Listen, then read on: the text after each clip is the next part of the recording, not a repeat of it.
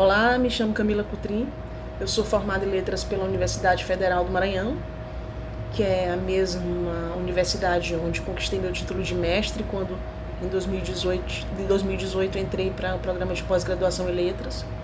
Essa dissertação que eu vou representar aqui para vocês foi um trabalho realizado sob orientação da professora doutora Ilza Galvão Cutrim, que foi de extrema importância para que o projeto inicial se tornasse a dissertação que apresentei em 2020.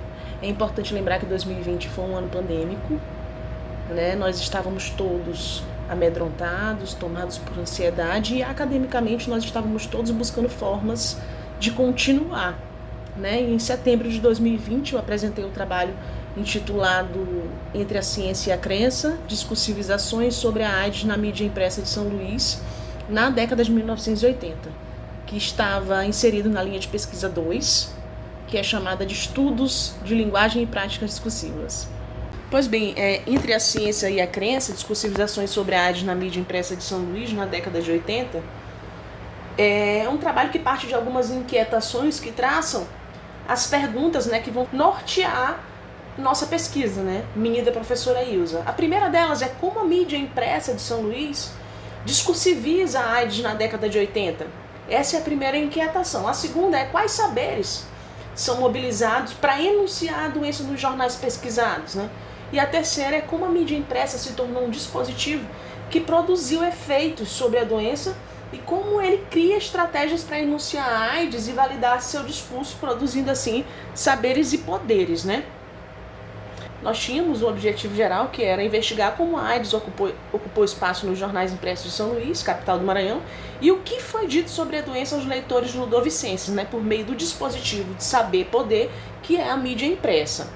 E os nossos objetivos específicos estavam em torno de compreender como a AIDS se tornou, para além de sua dimensão epidemiológica, uma questão discursiva, né, e assim apresentar uma genealogia da AIDS. Analisar como o dispositivo mídia impressa na São Luís dos anos 80 criou estratégias para enunciar a doença e validar seu discurso, né? E assim produzir saberes e poderes sobre a AIDS e sobre suas vítimas, né? Eu gostaria de pontuar que a metodologia desse trabalho ela partiu de 3 pontos, né? O primeiro deles foi uma pesquisa bibliográfica pensada e alicerçada a partir das disciplinas e das discussões que eram traçadas ali no seio do programa de pós-graduação em letras e por indicação, claro, da professora Ilza, minha orientadora. Após esse momento teórico, nós nos embrenhamos ali em uma análise documental extremamente necessária, né? Aí, a princípio, a ideia era ir para o acervo dos jornais que nós considerávamos mais importantes ou que tinham maior circulação na cidade nos anos da década de 1980. É importante lembrar que alguns desses jornais não tinham acervo, até porque alguns não circulam mais, né? A época desse trabalho não circulavam mais, e os que tinham estavam em péssima situação, né? Então surgiu a ideia de ir para a Biblioteca Benedito Leite, e aí sim eu pude ter contato com um material muito bem preservado e com um local específico onde eu podia lidar perfeitamente com os documentos. Tive que folhear cada jornal de cada dia, dentro desse recorte, né, que é toda a década de 1980. Então, por meio de uma pluralidade discursiva, atravessada ali por discursos de diversos campos do saber, entre eles o saber médico-científico e o saber religioso, que nós buscávamos, né, a mídia impressa de São Luís produziu sentido sobre a doença e ajudou assim a construir a história da AIDS na cidade, no Brasil, né, no mundo. No capítulo, no primeiro capítulo do nosso trabalho, nós buscamos entender a partir, lógico, do arcabouço teórico de Michel Foucault, quais as noções tecidas por ele, né, serão necessárias para nossas análises e têm fundamental importância para compreendermos os discursos sobre o acontecimento AIDS, né? Entre eles, nós tratamos sobre discurso, enunciado, acontecimento e formação discursiva.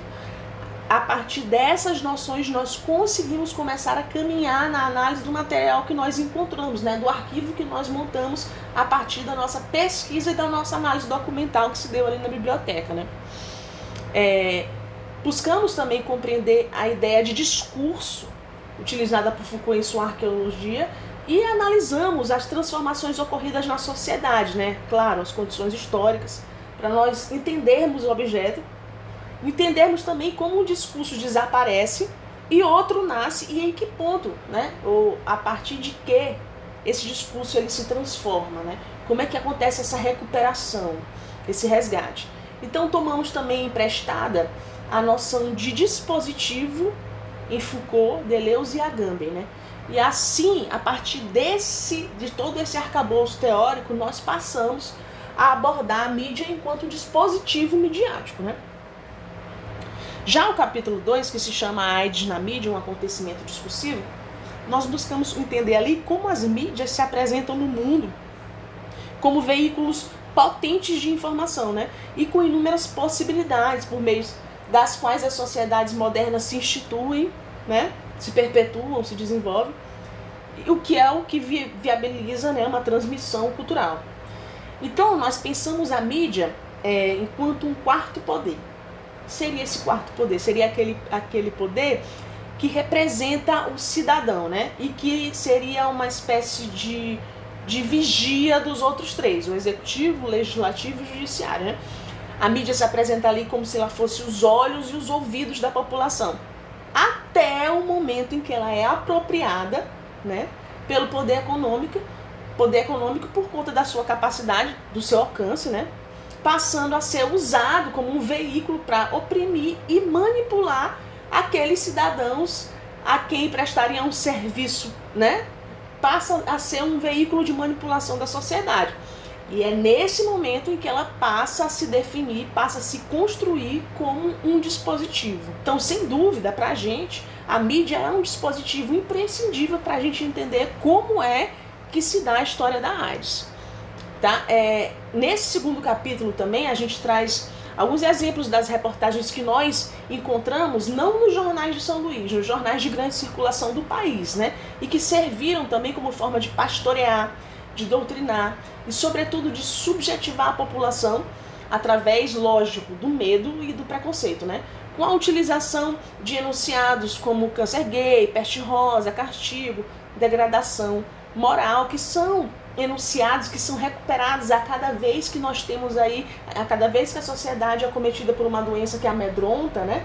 Uma doença que a gente não entende muito, né? Então aí o poder pastoral passa a levar a sociedade à ideia de que aquilo é um castigo divino, né? Que é um câncer, que faz parte de um castigo moral.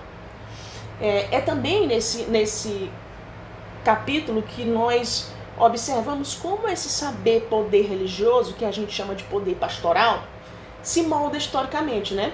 Onde é que a crença acaba ali se encontrando com a sexualidade. E como esses traços perpassam os tempos, né, como eu acabei de dizer, e são significativos para a circulação discursiva que marca a história da AIDS, sobretudo na esfera midiática, e aí ela se apresenta por meio de mecanismos polimorfos de poder, né, para controlar, com o intuito de controlar a população.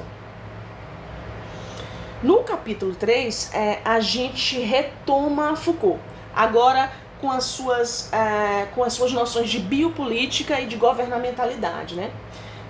Porque mais do que exigir a morte, como acontecia lá no Poder Soberano, agora o governo ele precisa gerir a vida em todos os seus aspectos, né? Essa é a ideia base da biopolítica. A biopolítica passa a ter como foco a população, né, sua saúde, a sexualidade, a natalidade, a higiene dos corpos, né, que agora são preocupações político-econômicas. Agamben traz aí à luz o conceito de homo sacer, né, que é aquele que não se pode sacrificar, mas se pode matar indiretamente, né? Aqui a gente passa a ideia do fazer viver e deixar morrer. Aqui a gente também observa o dispositivo da sexualidade, como esse dispositivo ele atravessa o poder pastoral, né, em muitos pontos, e como a igreja, isso através dos tempos, né, da história, adota a ideia de que o sujeito doente, aqui no caso a gente está falando do homossexual, é o foco da doença devido à sua sexualidade dissidente, e por isso ele é castigado por Deus. Então, o homossexual, aqui o doente, ele se avizinha, né, segundo Foucault, dos delinquentes e se aparenta com os loucos, né? E aí, no tópico 3.1 do capítulo 3, a gente vai tratar dos corpos positivos, né?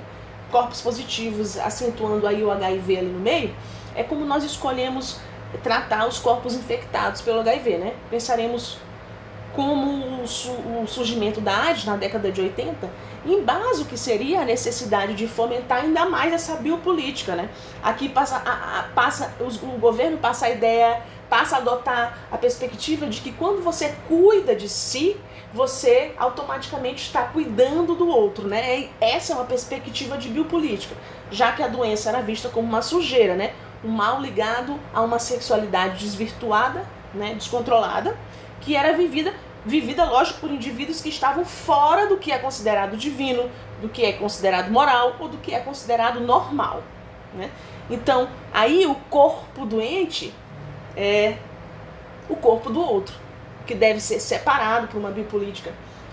A gente está falando de gerenciamento da vida, né? Que exclui o sujeito do convívio social e acaba empurrando ele para uma marginalidade, né? O corpo é o corpo positivo, né?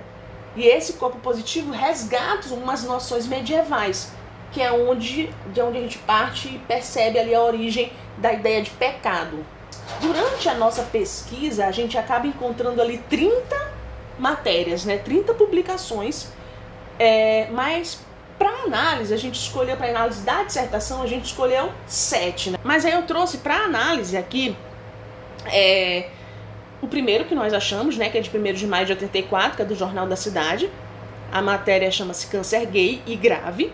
Foi publicado na coluna Um Médico, que é assinada por Francisco Viana. Francisco Viana, além de jornalista, era médico. Então, a gente tem aí 2 locais importantes de onde ele se posiciona, né? E a segunda, de 12 de outubro de 85, foi extraída da página 3 do Jornal Pequeno e se intitula Dom Eugênio, AIDS sintetiza devassidão que varre o país. Dom Eugênio foi uma voz muito importante ali, falava, lógico, a partir do lugar da igreja, né, do poder pastoral, mas ele sempre falava sobre isso, né? Então, ele escrevia, essas matérias eram passadas para a ABIN, né, que é a Agência da Boa Imprensa, que é católica, e essa ABIN disseminava, né, esses textos pelo Brasil inteiro. Então, tinha aqui no Maranhão essas publicações, tinha grande espaço, elas não eram publicações pequenas, eram publicações grandes, assim, de metade de página inteira, sabe? E também corria o país. A primeira chama-se, essa matéria é publicada numa coluna chamada O Médico, do Francisco Viana, como já falamos, e se chama Câncer Gay e Grave, né? Apesar de que em 84 a doença já havia sido nomeada, mas esse sujeito que enuncia, ele escolhe continuar chamando ali de câncer gay, né? E ele faz isso autorizado pela fala médica, né?